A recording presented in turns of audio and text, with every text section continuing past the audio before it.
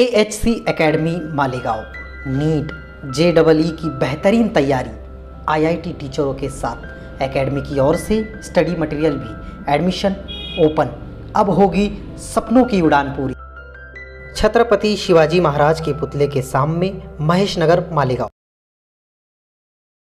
मालेगांव शहरियान को ईद की पुरखुलूस मुबारकबाद। जनता दल सेकुलर निहाल साहब के वक्त से रवायती तौर पे ईद मिलन का प्रोग्राम रखती है।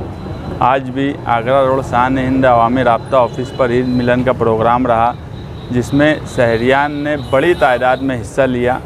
मैं तमाम ही शहरियान का शुक्रिया अदा करता हूँ। इसी के साथ हमारे यहाँ शहर में ईद का फेस्टिवल लगभग हफ्ता भर मनाया जाता है। मैं ख़ास तौर से नौजवानों से गुजारिश करूंगा कि त्यौहार धूमधाम से मनाएं, मगर हाईवे वगैरह पर जाने में एहतियात करें और जाएं भी तो डिसिप्लिन से जाएं, डिसिप्लिन से आएं। कोई ऐसा हादसा ना हो जिससे पूरे शहर की ईद जो है वो फीकी पड़ जाए। इस मर्तबा कोरोना के बाद ये पहली ऐसी ईद है जिसमें बाज़ार भी अच्छा था, हालात भी अच्छे थे और शहरियान का कारोबार भी बहुत अच्छा हुआ। मैं दोबारा शहरियान को ईद की पुरखुलूस मुबारकबाद देता हूँ।